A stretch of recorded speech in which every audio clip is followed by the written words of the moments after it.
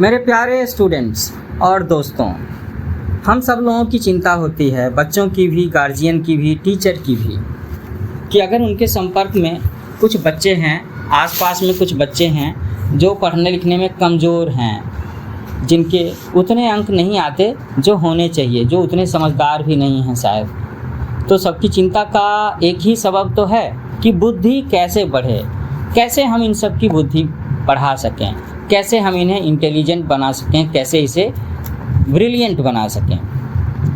तो मैंने सोचा है कि हम लोग हर 7 से 10 मिनट के लेक्चर सेशन में दो टिप्स की बातें करेंगे। तो आज मैं आपको 2 चीज़ें बताऊंगा कि बुद्धि कैसे बढ़े। अन्य जानवरों में इंद्रिय चेष्टाएं ही मुख्य हैं, उनमें बुद्धि नामक एक विशिष्ट योग्यता का अभाव होता है या बहुत कम मात्रा में विकसित होता है। कबूतर अन्न के दानों को देख कर के जाल पर बैठ जाएगा, वो नहीं सोचेगा कि जाल पर बैठना उसके लिए कितना खतरनाक है। हरे भरे खेत को देख कर के जानवर उसे चरने चल देगा, उसके पास सोचने की फुर्सत नहीं कि ऐसा करने से क्या उसको किसी प्रॉब्लम में फंसना हो सकता है। परंतु मनुष्यों में ये बात नहीं है, वह दूसरों की दी हुई रोटी खाने से पहले बहुत सोच विचार करेगा, और अगर उसे खाना जरा सा भी अनुचित लगेगा, उसे जरा सा भी डाउट होगा, तो वो भूखा होने पर भी उसे नहीं खाएगा। तो यही तो है बुद्धि कि तात्कालिक लाभ पर समझे बूझे बिना फिसल पड़ना, और अपने कार्यों का दूसरे के ऊपर क्या असर होगा और भविष्य में इसका कैसा परिणाम निकलेगा, ये सोचना या नहीं सोचना यही तय करता है कि अगले व्यक्ति के पास में बुद्धि है या नहीं है। उसने pros and cons, advantage disadvantage इसके बारे में सोचा तो बुद्धि है, अगर नहीं सोचा तो बुद्धि है नहीं है। तो इन सब बातों पर सोच विचार कर सकने और ज्ञान तथा अनुभव के आधार पर ठीक निर्णय कर सकने की योग्यता, क्षमता, इसी को तो हम लोग बुद्धि कहते हैं। तो बुद्धि से संबंध रखने वाली कुछ चीज़ों के बारे में हम लोग बात करेंगे, और आज का 2 टॉपिक रखा है। पहली बात है जिज्ञासा, क्यूरियोसिटी, और दूसरा है संगति, कंपनी, है ना, कि इनका हमारी बुद्धि पर क्या कैसे असर पड़ता है। तो पहली बात जिज्ञासा, क्यूरियोसिटी, जानकारी प्राप्त करने की इच्छा, यही तो है जिज्ञासा। ज्ञानोपार्जन के लिए ये पहली सीढ़ी कही जा सकती है कि आपके मन में सवाल उठें, आप सोचो, मन में हो कि भाई ये कैसे होता है। जिसके मन में सीखने का चाव होता है, उसका मस्तिष्क एक प्रकार का चुंबकीय गुण प्राप्त कर लेता है, लॉ ऑफ अट्रैक्शन, जिससे उसका इच्छित विषय अपने आप खींचता रहता है। या तो उस तरह के लोग, उस तरह की किताबें उसकी ओर खींची आएंगी, या वह खुद उन लोगों या उन किताबों की तरफ में खींचा चला जाएगा। कहते हैं कि वैद्य को रोगी हर जगह मिल जाते हैं, और एक दूसरी कहावत ये भी है कि बेगार को स्वर्ग में भी बेगारी ही मिलेगी, है ना। तो आपके मन में जो भाव है, जो आप ढूंढना चाहोगे, वही तो मिलेगा। तो जिज्ञासा होनी चाहिए। इन सारी युक्तियों में सत्य का अंश ये है कि उसका मानसिक चुंबकत्व अपने अनुकूल स्थितियां आकर्षित कर लेता है। इस निखिल विश्व ब्रह्मांड में अनंत ज्ञान भरा हुआ है, उसमें से हर व्यक्ति उतना ही प्राप्त कर सकेगा जितनी उसकी जिज्ञासा होगी। तो हम कह सकते हैं कि उसकी जिज्ञासा जितनी बड़ी है, शायद उसके पास में उतना ही बड़ा झोला है या उतना ही बड़ा बर्तन है जिसमें वो ज्ञान भर सकेगा। नदी में जल का प्रवाह अखिल है, पर कोई व्यक्ति उसमें से उतना ही पानी ले सकता है ना, जितना बड़ा पात्र उसके पास हो। आप उतना ही खाना खाओगे ना जितना बड़ा आपका पेट है। तो जिसे कुछ सीखने की इच्छा नहीं होती, वह कभी भी सीख नहीं सकेगा। इसके लिए आवश्यक है कि जो मनुष्य ज्ञान प्राप्त करना चाहे, वह अपने अंदर प्रबल जिज्ञासा उत्पन्न करे, सीखने की इच्छा से अपनी मानसिक स्थिति को परिपूर्ण रखे, तो वह सीख सकेगा। हम लोगों ने कहा था कि एक दूसरा पॉइंट भी डिस्कस करेंगे। तो आज का दूसरा पॉइंट जो बुद्धि बढ़ाने के लिए है, वो है संगति, कंपनी, कि आपका उठना बैठना किन लोगों के साथ में है। आप दिन का 24 घंटे का, महीने का ज़्यादा से ज़्यादा दिन, साल के ज़्यादा से ज़्यादा दिन कैसे लोगों के साथ उठने बैठने में रह करके बिताते हो। जिन लोगों के साथ हम रहते हैं, उनका पूरा असर हमारे ऊपर होता है, और हमारा भी असर उनके ऊपर होता है। गुजराती बच्चे जो होते हैं वो जन्म से ही गुजराती बोलते हैं ना।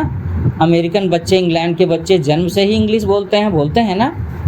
इसी तरह से अगर कोई ऐसा परिवार हो जहाँ पर सभी लोग संस्कृत बोलते हैं तो उनके घर भी जो बच्चे जन्म लेंगे वो जन्म से ही संस्कृत बोलेंगे। उन्हें अलग से संस्कृत सीखने में वो मशक्क़त नहीं करनी पड़ेगी। यही बात सारी भाषाओं के साथ में लागू होती है। जो लोग गूंगे होते हैं प्रायः उनके बोलने के सारे अंग निर्दोष होते हैं, किंतु कान बहरे होने के कारण वे दूसरे की आवाज़ नहीं सुनते, इसीलिए उनकी नकल करके बोलने में असमर्थ रहते हैं, तो इसलिए उन्हें बोलने में दिक्कत होती है। एक बार एक मादा भेड़िया मनुष्य के एक बच्चे को उठा करके ले गई। ये कहानी मैं इसलिए सुना रहा हूँ ताकि आप ये समझ सको कि संगति का, हम जिनके साथ रहते हैं उनका हमारे जीवन पर क्या असर होता है। तो कहानी की शुरुआत हुई कि भेड़िया मनुष्य के एक बच्चे को उठा करके ले गया। उसने उन्हें अपनी मांद में ले जा करके पाल लिया। अब एक टूरिस्ट उधर आ निकला तो उसने बड़ी कठिनाई से पकड़ पाया और देखा कि भाई वो जो बच्चा है वो इन भेड़ियों के साथ क्यों पल रहा है। वो उसे अपने साथ में ले गया। बच्चा बड़ा हो गया था परंतु उसमें सारे के सारे गुण भेड़िए के जैसे थे। वह जीवित जानवरों को उसका शिकार करके मांस फाड़ करके खाता था। उसे मांद में रहना पसंद करता था और भेड़िए की तरह से वो गुर्राता भी था।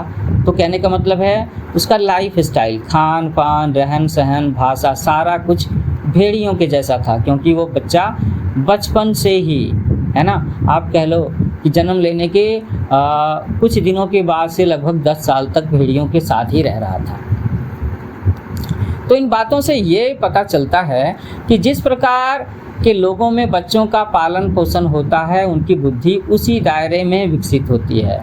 मतलब हम जहाँ हैं, हमारा आस पड़ोस जैसा है, जो माहौल है, जो हम देखते हैं, सुनते हैं, जो व्यवहार करते हैं, वो सारी की सारी बातें हमारे बच्चों में आ सकती हैं। या हम आज जो हैं, जो मेरी बोलचाल है, भाषा है, व्यवहार है, उसमें कहीं ना कहीं मेरा बचपन किन लोगों के साथ बीता है उसका भी योगदान है।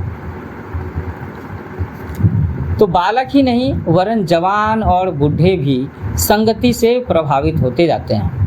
कुछ तो उनके कार्यों को देख करके, कुछ उनके वातावरण से जुड़ करके तथा गुप्त रूप से उनकी मानसिक लहरों से प्रभावित होकर के साथी पर ऐसा असर पड़ता है कि वह उसी सांचे में धीरे धीरे ढलता जाता है और उसे पता नहीं चलता। अधिक शक्ति वालों का न्यून शक्ति वालों पर असर विशेष रूप से होता है। तो अगर 5 लोग एक जैसे हैं, उनके बीच में एक छठा आदमी रह रहा है जो उनके जैसा नहीं है, तो इसकी बहुत संभावना है कि थोड़े दिनों के बाद वो छठा व्यक्ति भी उन 5 के जैसा ही हो जाएगा। बैठ जाओ। तो बालकों को पढ़ाने वाले अध्यापकों पर बच्चों की अल्प बुद्धि का प्रभाव होता है। कई पश्चिमी देशों में इस प्रकार के कानून बने हुए हैं कि इतने वर्ष अध्यापकी करने वाला व्यक्ति पार्लियामेंट का सदस्य नहीं बनाया जा सकता। आपने कभी सोचा है इस बारे में कि ऐसी भी कोई बात हो सकती है, ऐसा भी कोई लॉ हो सकता है कि किसी ने इतने साल तक स्टूडेंट्स को पढ़ाते हुए ज़िंदगी बिताई है तो उसे पार्लियामेंट का मेंबर नहीं बनाया जा सकता। इसीलिए बुद्धिमान बनने की इच्छुक लोगों को, जो भी लोग बुद्धिमान बनना चाहते हैं, उन्हें अपने से अधिक योग्यता वाले व्यक्तियों के साथ रहना चाहिए, उनका अनुकरण और स्पर्धा करनी चाहिए। जो सद्गुण उनके अंदर हैं उन्हें ग्रहण करने की कोशिश करनी चाहिए। जिस प्रकार के ज्ञान की आपको आवश्यकता है उसी प्रकार के लोगों से मेल जोल बढ़ाइए, उसी प्रकार के वातावरण में रहिए और उसी प्रकार की पुस्तकों का अध्ययन कीजिए। तो आप धीरे धीरे स्नेह वैसे ही बन जाएंगे जो आप बनना चाहते हैं, क्योंकि उस माहौल को, उन लोगों को आपने आदर्श के रूप में चुना है, तो आप वैसे ही तो बनोगे ना। तो यही वजह है कि हमें अपने बच्चों के बारे में ये सोचना चाहिए कि उनके खाली समय में से जो समय है वो किस तरह की बच्चों के साथ में, किस तरह के टीवी प्रोग्राम के साथ में, किस तरह के यूट्यूब चैनल्स के साथ में ज़्यादा से ज़्यादा बीतता है, क्योंकि आपका बच्चा धीरे धीरे उनके जैसा हो रहा है, आप वैसे हो रहे हो। तो मेरे प्यारे दोस्तों, मुझे लगता है कि आपको ये छोटा सा लेक्चर सेशन अच्छा लगा होगा, जिसमें हम लोगों ने बुद्धि कैसे बढ़े इसके 2 उपायों की बात की। पहला उपाय था क्यूरियोसिटी, जिज्ञासा, दूसरी थी संगति, कि हमारी संगति, हमारी कंपनी किन लोगों के साथ में है। तो आगे भी मैं इस तरह के बुद्धि बढ़ाने के तरीके, इसके टिप्स लेकर के आता रहूँगा।